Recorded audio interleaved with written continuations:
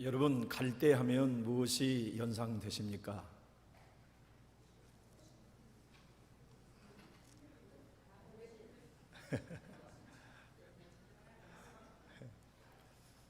우리는 흔들리는 것을 갈대라고 흔히 말합니다. 작은 바람에도 흔들리는 갈대처럼 그리스도인들도 흔들리거든요. 믿음도 흔들리고 사랑도 흔들리고, 지금껏 내가 했던 헌신도 이거 의미 없었던 것 아닌가? 교회에 사랑했던 눈물겨운 지난 세월들이 다 물거품이 되는 건 아닌가? 그토록 충성하고 싶었고 존경하고 싶었던 지도자들에 대한 애정도 다 쓸모없는 덫은 아니었는가? 그래서 우리의 믿음이 흔들리고 신앙의 뿌리조차 흔들리는 갈대 같은 존재가 저와 여러분입니다.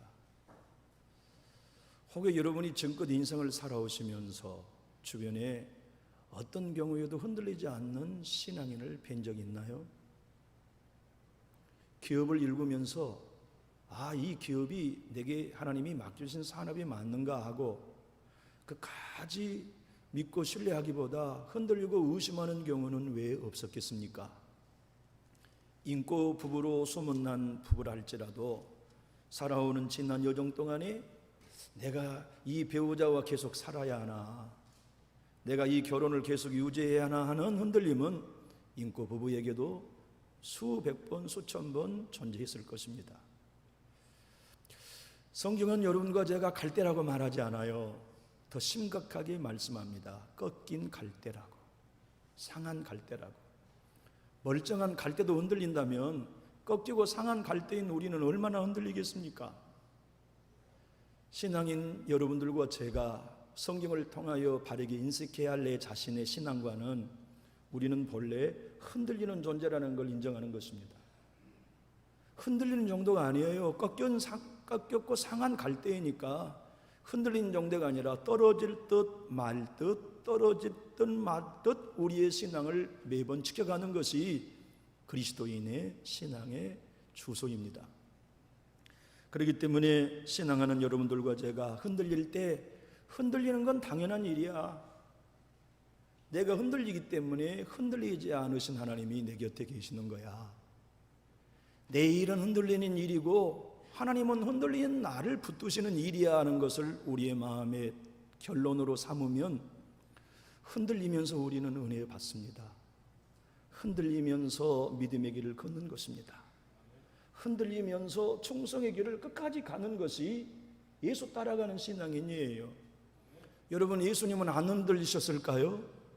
예수님도 겟세마네에서 흔들리셨습니다. 그래서 이 잔을 내게서 옮겨달라고 말씀하시지 않았나요? 우리 예수님도 흔들리셨습니다. 육을 가진 모든 사람은 흔들리기 때문에 그래요. 자연을 가만히 관찰하면서 인생의 비밀들을 캐치하고 그것을 아름다운 시로 담아내는 시인을 여러분은 아실 것입니다. 도종환님이십니다. 그분의 시 가운데는 이런 시가 있네요. 흔들리며 피는 꽃이라는 시입니다. 제가 한번 여러분들에게 소개해드리고 싶습니다. 잘 아시겠지만 말이에요. 흔들리지 않고 피는 꽃이 어디 있으랴. 이 세상 그 어떤 아름다운 꽃들도 다 흔들리면서 피었나니, 흔들리면서 줄기를 곧게 세웠나니, 흔들리지 않고 가는 사랑이 어디 있으랴. 젖지 않고 피는 꽃이 어디 있으랴. 이 세상 그 어떤 빛나는 꽃들도 다 젖으며 피었나니, 바람과 비에 젖으며 꽃잎 따뜻하게 피었나니 젖지 않고 가는 삶이 어디 있으랴. 여기 내 신앙이 송두리째 흔들리고 계신 분이 앉아 계시다면 저는 이렇게 말씀드릴 수 있습니다. 우리는 정상입니다. 교회를 사랑하는 마음이 흔들리면 정상입니다. 지도자에 대한 신뢰가 깨어져 본 적이 있다면 정상입니다. 그리고 비로소 우리는 영적으로 철든 어른이 되는 것입니다. 우리의 자녀들을 바라보면서 양육에 가는 동안 흔들리지 않는 자녀를 여러분 키운 적이 있습니까? 부족하고 허물 많은 부모인 우리이지만 흔들리는 자녀들을 볼 때 이렇게 격려하지 않았습니까? 얘들아 괜찮아, 실수해도 괜찮아, 엄마 아빠가 있잖아, 내가 있잖아, 괜찮아, 힘들고 어려우면 엄마 아빠 품으로 와라, 힘들고 어려우면 무엇이든지 도움을 구해라고 부족한 우리도 우리의 자녀들에게 위로하지 않습니까? 사랑이신 하나님께서 흔들리는 교회를 존귀히 여기지 않을 이유가 없으십니다. 우리의 아버지 하나님께서 외아들을 값주고 사셨는데 흔들리는 신앙인과 여러분과 저를 주님이 내치는 법이 없습니다. 흔들리기 때문에 더 가까이 오십니다. 흔들리기 때문에 더 은혜를 주십니다. 흔들리기 때문에 더 능력을 주어주시고 우리 한 사람 한 사람의 마음을 반석 위에 세워주신 분이 저와 여러분의 하나님 주신 예수님인 걸 믿고 흔들리면서 성장하시고 흔들리면서 뿌리를 깊이 내리는 저와 여러분이 되시기를 우리 주 예수님 이름으로 부탁합니다. 히브리서 기자는 오늘 12장 11절로 14절에 피곤한 손과 연약한 무릎을 일으켜 세울 것을 권면하고 있습니다. 이 말씀은 하나님께서 남전주 교회에 오늘 일러주시는 말씀입니다. 하나님께서는 저와 여러분이 손이 피곤한 줄 잘 아십니다. 우리의 무릎이 연약하다는 걸 잘 아십니다. 그래서 날마다 우리와 임마누엘로 동행하십니다. 하나님께서 오늘 히브리 교회 성도들 한 사람 한 사람을 찾아가 주셨듯이 우리에게도 찾아오셔서 말씀하십니다. 예수님 따라가다 보면 영광된 길만 있을 줄 알았는데 너무나 무거운 십자가가 있지. 예수님 따라가면 승리의 승리만이 연달아 우리의 면류관으로 다가올 것 같았는데 핍박, 순교, 죽음이 너희들에게 더 가깝지. 그렇게 한 몸 한 살이 되어서 사랑하고 권면하던 동료들이 다시 유대계로 돌아가고 함께 생명을 나눌 것 같은 전우와 교우와 같은 성도들이 배교해서 로마 정부에 너희를 밀고 하고 원형 경기장의 자녀를 빼앗기고 십자가의 형제를 빼앗기는 고통 속에 신음하고 있는 유대 그리스도인들이 피곤한 손으로 아무 일도 할 수 없게 되었습니다. 봉사해야 될 것 같은데 손이 피곤해서 움직이지 않아요. 대접하고 싶은데 이제는 지쳐서 대접하기도 싫어요. 무릎을 꿇어 기도하고 싶은데 무릎이 연약해서 일어나지 못해요. 신앙생활에 그쯤 되면 우리는 침체다라고 말합니다. 신앙의 여정을 걸어가는 우리들은 그쯤 되면 나는 지금 큰 시험에 들었다고 말합니다. 여러분, 이러한 어려움은 성경의 모든 시대의 그리스도인이 다 경험했던 것입니다.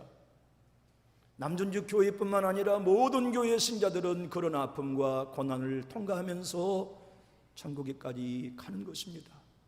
쪽배가 됐던 거대한 함선이 되었던 바다에 떠 있는 동안에는 흔들리게 되어 있습니다. 큰 나무이든 갈대이든 산들바람에도 흔들리는 것이 자연의 이치입니다. 흔들리는 신앙이 정상이고 때로는 살아가면서 내 손이 피곤해서 일어설 수 없게 되는 것을 경험하는 게 우리는 연약한 존재인 걸 알고 그래서 하나님의 도움이 필요한 걸 깨닫게 되는 것입니다. 나는 이쯤이면 좀 더 멀리 서서 교회를 관망하는 신앙이 돼야지, 이쯤에 나의 신앙은 좀 더 멀리 떨어져서 중심에 십자가 지는 일은 더 이상 하지 말아야지, 나는 그렇게 헌신하고 평생을 충성하다가 나이 들어보니 도리어 그것이 나의 인생에 덫이 되었다는 고민은 모든 그리스도인이 다 한 번쯤은 해보고 한 번쯤은 몸살을 앓듯이 통과하며 갖는 게 신앙생활 아니겠습니까? 주님이 오늘 일러주시는 이 피곤한 손과 연약한 무릎이란 맥이 푹 풀리고 더 이상 아무것도 할 수 없는 우욕을 상실한 상태를 말합니다. 연약한 무릎이란 영적인 불구가 되어서 움직여지지 않아요.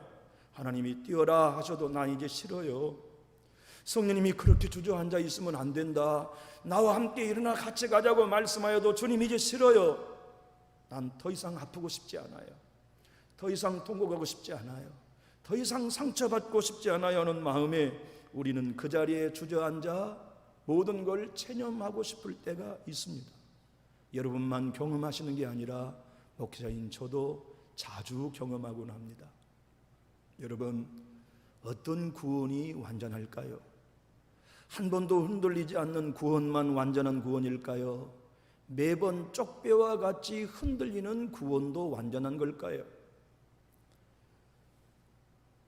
정춘수 집사님께서 시봉산 집사님과 함께 복숭아 농사를 짓고 계십니다. 우리 정춘수 집사님께 한번 여쭤보고 싶습니다. 한 나무에 200개의 복숭아가 열매로 탐스럽게 맺힌 나무만 복숭아입니까? 고작 하나의 열매만 맺힌 복숭아 나무도 복숭아입니까? 정춘수 집사님이 한번 대답해 주시죠. 너무 어렵죠? 여러분, 우리는 우리 자신을 탐스럽게 수백 개, 수천 개의 복숭아 열매가 맺혀야 만족하는 사람들입니다. 다 바람에 떨어지고 시험에 떨어지고 고난에 떨어져서 겨우 하나 남은 복숭아 나무 열매 정도 가지고는 우리 만족 못해요. 그러나 여러분 꼭 기억해 주세요. 단 하나의 복숭아만 맺혔어도 그 나무는 복숭아라는 사실은 변하지 않아요. 우리의 믿음이 흔들려도 우리의 구원은 영원합니다. 안전합니다. 하나님을 향한 우리의 믿음이 때로 흔들리고 의심이 와도 우리 믿음은 완전한 것입니다. 여러분과 제가 훈련해서 얻은 게 아니고 완전하신 하나님이 주신 선물이니 완전한 것이고 완전하신 하나님이 주신 믿음이니 완전한 것입니다. 흔들려도 됩니다. 넘어져도 됩니다. 상처받을 수 있습니다. 시험에 드는 게 우리의 일입니다. 하나님은 그러므로 여러분과 저에게 찾아오셔서 흔들리고 넘어지고 쓰러지고 힘에 맥이 빠고 영적인 불구가 되어서 이제 도무지 아무것도 할 수 없는 상태에 있을지라도 주님은 꾸지람하지 않으십니다. 주님이 오늘 오셔서 피곤한 손과 연약한 무릎을 이렇게 세우고 하나님께서 권면하시고 축복하시는 것은 내가 다시 세울 수 있다. 내가 준 믿음이니 흔들리면 내가 다시 제자리로 오게 할 수 있다. 내가 준 구원이니 흔들려도 내가 온전한 회복으로 일으켜 줄 수 있다. 내가 부어주신 성령이니 내가 다시 너희의 불붙는 심령으로 뜨겁게 회복시킬 수 있다 하신 분이 오늘 우리에게 찾아와 말씀하십니다. 피곤한 손과 연약한 무릎을 이렇게 세우고 너희 발을 위하여 곧은 길을 만들고 너희 발이 어그러지지 않도록 고침을 받게 하라고 권면해 주고 계세요. 사랑하는 교우 여러분, 오늘 하나님께서 고침을 받게 하라 하신 말씀은 능동태가 아니라는 거 금방 아시겠지요? 수동태입니다. 수동태라는 말씀은 우리가 우리 못 고칩니다. 내 자녀의 믿음 우리가 못 고칩니다. 상실에 있는 내 남편 내가 아무리 사랑하지만 우리가 못 고칩니다. 고침 받게 하시는 하나님의 은혜만이 할 수 있습니다. 그분이 우리를 새롭게 하십니다. 예수님 붙들면 연약하기 때문에, 질병 가운데 허덕이기 때문에, 낙심하기 때문에 하나님께서 여러분과 저를 붙들어 주시는 것이지요. 다만 그리스도인인 여러분과 제가 흔들리고 낙심하고 축 처져서 기진맥진한 상태와 영적인 불구가 되어서 움직일 수 없는 상태에 빠질 때 우리는 그때가 너무 중요합니다. 그때 우리의 고백은 이 고백을 하나님께 드릴 수 있어야 되겠는데 그 고백은 무엇인지 아십니까? 여러분 한번 따라해 주실까요? 지금이 내가 아무것도 아니라는 것을 알 때입니다. 사단은 넌 아무것도 아니라고 공격하면 하라고 하십시오. 우리는 처음부터 아무것도 아니었습니다. 지금껏 승리한 건 우리의 인격 때문이 아닙니다. 붙들어 주신 하나님의 은혜 때문 아니었습니까? 우리가 믿음의 신실함을 걸어온 것도 훈련한 것 아닙니다. 하나님의 은혜가 일마다 때마다 우리를 붙들어 주셨기 때문에 우리는 여기까지 올 수 있었던 것 아닙니까? 고침받게 하라, 우리가 고치는 거 아닙니다. 남전주교회가 다시 세상 희망이 되고 전주 땅에 없어서는 안 될 바로 그 교회로 주님이 고치실 것입니다. 황인성 목사가 하는 거 아닙니다. 우리는 그분이 고치시면 고침 받으면 됩니다. 그러므로 우리는 연약한 신앙으로 흔들릴 때 깨달아야 됩니다. 내 믿음이, 내 신앙이 기름을 태운 신앙이었는지 심지를 태우는 신앙이었는지. 여러분 예전에 우리 호롱불 다 켜놓고 살았잖아요. 호롱불이 여러분 심지만 타면 뭔만 생깁니까? 그 흐름만 생기죠. 심지가 탄 게 아니라 심지가 기름을 태워야 그 흐름이 생기지 않고 어두운 밤을 그나마 밝힐 수 있잖아요. 유대인으로서 동족 유대인에게 복음을 전가한 선교단체가 JFJ라는 선교단체입니다. 그 선교단체의 리더 중에 한 분인 수잔 펄머리라고 하는 분이 낙심하면 그리스도인은 점검해 봐야 한다는 거예요. 손이 피곤하고 무릎이 연약하 일어나지 못한 신앙인은 지금껏 자기 신앙을 돌아보는데 나는 내 마음 깊은 곳에 계신 성령의 기름을 태우는 신앙이었는가? 내 영혼 깊은 곳에 흐르는 성령의 기름을 태우는 신앙이었는가? 내 열심이라는 심지만 태웠는가?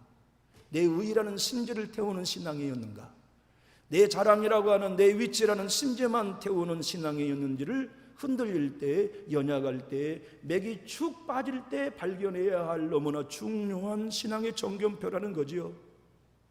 존경하는 교회 여러분, 우리가 하나님의 교회를 사랑하고 예수 그리스도를 따라오는 존귀한 믿음의 길을 걸어오는 동안 낙심하고 손에 힘이 빠지고 피곤해지고 영적인 불구가 되어질 때 다른 사람 원망하지 맙시다. 다른 환경과 다른 여건을 탓하지 맙시다. 나는 지금 내 깊은 곳에 흐르는 성령의 기름을 태우는 신앙인지를 점검합시다. 왜냐하면 우리의 남은 여생은 지금껏 살아온 세월보다 1000만 배 소중합니다. 예전에 우리가 열심으로 살았던 신앙은 중요합니다. 그러나 지금 이후에 열심으로 사는 건 더 중요합니다.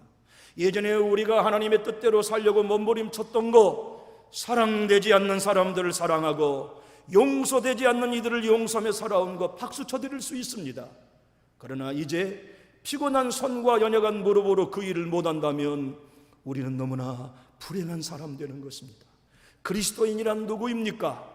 예수님을 따르는 사람이라는 누구입니까? 언제나 과거를 잊어버리고 지금 더 옹골차게 예수님 따라 걸어가는 신앙의 길이 아니겠습니까? 나는 지금 사랑하고 살 거야. 예전에 사랑하고 용서하며 헌신했던 건 나 다 잊어버릴 수 있어. 지금 나는 사랑할 거야. 지금 나는 기도할 거야. 지금 나는 주님 뜻대로 살 거야. 주님의 몸된 교회를 나는 지금 충성할 거야. 지금 나는 넓은 마음으로 예수님 따라갈 거야 하는 마음을 결정하는 사람들, 그들이 하나님의 사람이요, 그들을 통하여 하나님은 다시 한번 이 땅에 당신의 교회가 등불이 되게 하실 것입니다. 남전직 교회가 이 시대에 등불이 되는 길은 우리 모두가 연약한 손을 다시 일으키는 것입니다.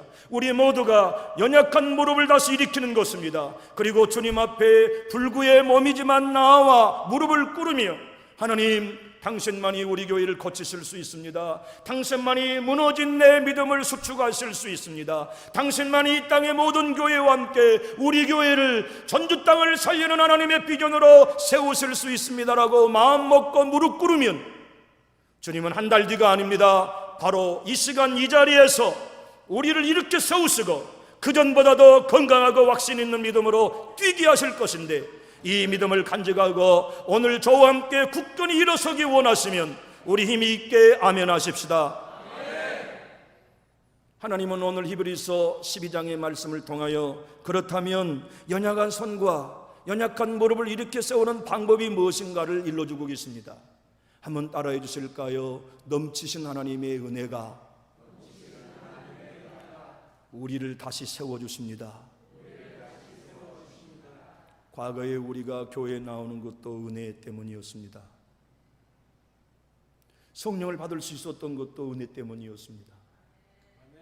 기도하지 못하던 내가 입이 열려서 밤을 새워 기도했던 때도 은혜로 가능했습니다.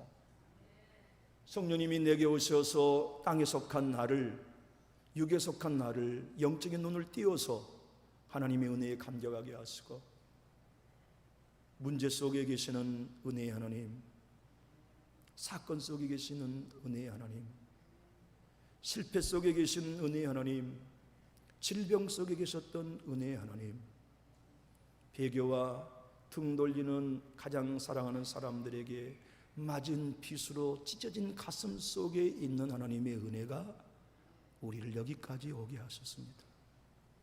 피곤한 손은 하나님의 은혜가 임하시면 담대한 손이 됩니다. 연약한 무릎도 하나님의 은혜가 임하시면 우리 모두는 승리할 수 있는 굳건한 군사로 무장될 수 있습니다. 하나님의 사람들은 그러므로 침체를 다 통과해 본 사람들만이 가능했습니다. 아브라함은 흔들리지 않았나요? 이삭은 흔들리지 않았을까요? 야곱은 흔들리지 않았겠습니까? 우리는 모세가 얼마나 많이 흔들렸는지 잘 알지 않습니까? 에스더가 흔들리지 않았던가요? 나오미와 룻이 흔들리지 않았던가요? 도대체 성경 속에 있는 하나님의 사람 중에 흔들리지 않고 낙심 없이 일생을 사는 신자가 있는가 여러분 찾아보셨잖아요? 없습니다. 약간 손으로 기력이 빠지고 의욕이 상실되고 더 이상 나는 그리스도인이지만 더 이상 그리스도인으로 살고 싶지 않는 자괴감마저 드는 우리의 신앙의 여정의 아픔 속에 웅덩이에 빠져 허우적대는 우리 자신을 여러분 불쌍히 여기지 마십시오. 하나님은 웅덩이에 빠져있는 우리를 향하여 아가 네 자리는 거기가 아니야. 내 손을 잡고 반석 위에 올라서라. 네 자리는 세상을 이길 수 있는 자리야. 네 직분은 세상을 이기도록 내가 세워준 자리야. 너에게 준 나의 믿음은 고난과 어려움도 여건도 능히 이길 수 있는 나의 권세가 담겨 있다는 걸 말씀하시면서 우리를 굳센 반석 위에 세워주신 분이 하나님이십니다. 그래서 마틴 노이 존스 목사님은 영적인 침체라는 책에서 오늘 본문 히브리서 12장 12절을 이렇게 해석합니다. 피곤한 손과 연약한 무릎을 일으켜 세우라는 얘기는 어깨를 펴고 당당히 문제 앞에 서서 내가 믿는 하나님은 문제 너보다 크다고 선언하는 것이 피곤한 손과 연약한 무릎을 이렇게 세우는 거라고 해석해 놓았어요. 영국의 천교도의 목사님 중에 그 유명한 토마스 굿윈이라는 목사님이 계십니다. 그분은 믿음의 본질이라는 책에서 오늘 본문 히브리서 12장 12절을 이렇게 해석해 놓았습니다. 지치면 손을 들기가 어렵습니다. 그러나 우리가 지쳐있는 손을 들면 하나님이 우리를 붙들고 계시는 걸 그 자리에서 경험하게 될 것입니다. 존경하는 남전역교회 성도 여러분, 하나님은 우리가 잘 달릴 때만 박수 치시는 아버지가 아닙니다. 꼴등하고 가장 후미에 서서 절름발이로 달리는 당신의 자녀인 우리를 운동장 피디어까지 뛰어나와서 아가 뛰어라, 끝까지 뛰어라고 격려해 주신 아버지가 우리 아버지 하나님이십니다. 그분이 우리 예수님이십니다. 흔들려도 괜찮습니다. 우리 아버지 앞에서는 피곤한 손을 가져도 아무 상관없습니다. 연약한 무릎을 가지고 방황해도 상관없습니다. 넘어져도 예수님 앞에 넘어지면 우리는 삽니다. 쓰러져도 하나님 앞에 쓰러지면 우리의 장래는 박수입니다. 존경하는 교우 여러분, 여러분들과 제가 어떠한 흔들리는 웅덩이에 빠졌어도 우리 주님의 손은 짧지 않아 그곳까지 닿으십니다. 그리고 우리의 손과 우리 어깨를 잡아 끌어올리시고 다시 나와 함께 세상을 호령하는 자녀가 되자 너는 이 땅에 나의 나라의 왕자요 공주라는 하나님의 확신을 주시는 분, 그분이 저와 여러분의 아버지이십니다. 저는 오늘 설교를 마치면서 한 분의 자매님을 소개하고 싶습니다. 그분은 서울 태생입니다. 어머니가 자기만 낳고 질병으로 자꾸 하시고 새엄마가 들어오셔서 동생 5명을 낳았습니다. 아버지는 둘째 새엄마가 낳은 첫째 아이 자기의 남동생을 극진히 사랑하셨습니다. 아버지는 5개 언어에 능통하는 그 시대의 엘리트셨습니다. 자녀들을 잘 양육해서 이 딸이 서강대 영문학과에 들어가 졸업했습니다. 그리고 서울에 소재한 미국은행의 무역부의 최경영자의 자리까지 올랐습니다. 그러던 그가 남편을 따라 1983년 미국 도미하여 이민을 갔습니다. 어릴 때부터 교회에 나갔고 평생을 예수 믿지만 마음에는 공허함이 넘쳤습니다. 기도하려고 하면 할수록 그의 피곤한 손은 일으켜질 수가 없었습니다. 자기의 영적인 상황이 연약한 무릎 불구가 된 것처럼 잘하고 싶은데 잘 되지 않는 영적인 막힘을 늘 경험했더랬습니다. 그러던 그가 담임 목사님의 권유로 큐티를 시작했고 큐티를 하는 동안 하나님이 만나주셨습니다. 하나님을 만나서 우리 주님이 들려준 음성을 들을 때 얼마나 감동이 되었는지 그가 쓴 큐티 라이프라는 책에 이렇게 기록하고 있습니다. 내 사랑하는 딸 리네야, 내가 너를 이렇게 사랑하는데 너는 그걸 왜 모르느냐? 응? 그 예수님의 음성을 듣고 그 자리에서 평생 동안 막혔던 눈물샘이 터졌어요. 밤새도록 울고 다음 날까지 울고, 하나님이 진짜 날 사랑하신 것이 맞네요, 하나님이 진짜 날 사랑하신 게 맞네요 하고 그의 인생이 바뀌기 시작했어요. 마음속에 그녀가 평생을 살아가는 동안 다른 사람은 최고의 엘리트의 가정이고 남부를 것 없이 승승장구한 가정을 부러워했지만, 자기 안에는 지난날의 상처가 피곤한 손과 연약한 무릎을 일으켜 세우지 못하는 큰 흠집으로 자리 잡은 걸 발견했어요. 그렇게 아빠가 사랑했던 남동생이 한강의 여름에 먹을감으로 나갔다가 밤이 되어도 안 들어온 거예요. 캄캄한 밤에 아버지가 오해를 하면서 저 밑에 어깨에 뭔가를 메고 울며 들어오시는 걸 이 김인의 딸이 보고 문 밖에 나가보니 수영을 나갔던 남동생이 익사한 거예요. 그렇게 사랑했던 아들이 죽음이 되어서 아버지 어깨에 메고 오신 늙은 아버지가 얼마나 오열을 하셨는지, 그 자식, 물에 젖은 자식을 집 텀마루에 내어놓고 땅을 치던 아버지를 평생 잊을 수 없었던 거예요. 그때 이 딸 김인혜가 얘기한 겁니다. 하나님, 이게 사랑이에요? 이게 하나님 사랑하는 사람들에게 베푸신 거예요? 하나님 사랑하신다면서요, 왜 나를 이렇게 힘들게 해요? 그때 어릴 적 그 기억이 마음속에 남아서 해결되지 않았다 보니까 그것이 평생 신앙에도 피곤한 손이 되게 만든 거예요. 그게 해결되지 않으니까 영적인 불구가 되어서 연약한 무릎으로 뛰고 싶지만 뛰어지지 않았던 거예요. 그러던 그를 큐티를 통해서 하나님을 만나고 나니까 치료되었어요. 하나님께서 그 일을 통하여 자기의 모든 가족을 구원시킨 걸 알게 되었고, 본인이 하나님의 은혜 안에서 이제 성장할 수 있다는 큐티의 비밀을 깨닫고 나서 큐티 라이프라는 책을 우리나라에 출판했습니다.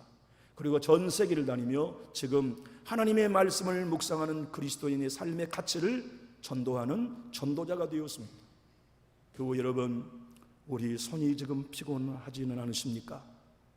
어떤 환경과 여건으로 인하여 우리의 무릎이 더 이상 일어설 수 없을 만큼 불구가 되었다면 혼자 가지고 일어서지 마십시오. 우리 주님 앞에 내놓읍시다. 주님, 지금 내 손이 너무 피곤합니다. 주님, 지금 내가 너무 연약합니다. 그러나 하나님은 고치실 수 있습니다. 믿음이 없을 때도 내게 믿음을 주셨는데 흔들리는 믿음 이까짓 것 왜 주님이 못 고치겠습니까? 연약한 손 이까짓 것 왜 주님이 강한 손으로 못 만드시겠습니까? 이 무릎 흔들리고 지쳐 영적 불구가 되는 이 무릎을 어찌 창조주 하나님이 새롭게 하실 수 없겠습니까? 주님, 오늘 이 자리에서 나는 일어서겠습니다. 그리고 다시 표대를 향하여 뛰겠습니다.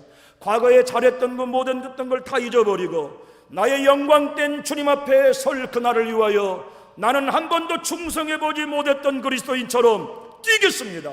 주님을 영원롭게 하겠습니다. 주의 교회와 함께 눈을 뜨겠습니다. 주님의 말씀을 따라 살아가겠습니다. 이 결단이 여러분과 저에게 고백되어진다면 하나님은 지금 이 자리에서 저와 여러분의 손을 강하게 하시고 연약한 무릎을 일으켜 세워 뛰게 하실 것인데, 이 하나님을 여러분 믿고 그분과 함께 일어서기 작정하셨다면 힘있게 아멘해 주십시오.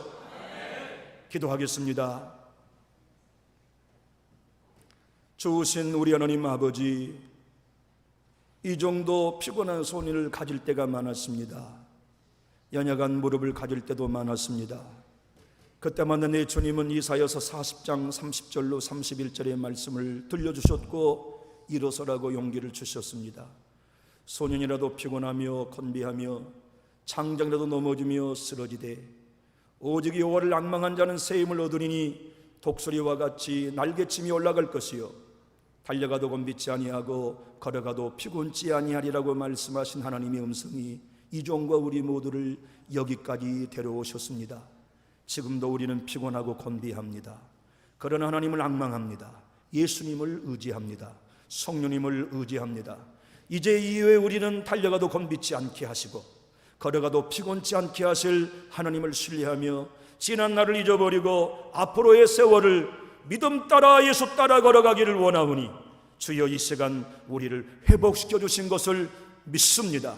더 이상 방황하지 아니하고 낙심의 상태로 심지만 태워 던지는 날의 신앙을 우리 모두가 고쳐먹고, 내 안에 계시는 예수의 기름을 태우고 성령의 기름을 태워서 날이 갈수록 더 빛나는 그리스도의 향기를 바라는 백성들로 쓰임받기를 결단하오니, 주여 우리 모두와 우리의 가정과 자녀와 기업과 교회를 사용하시고 영광받아 주시옵소서. 예수님 이름으로 축복하며 기도하옵나이다. 아멘.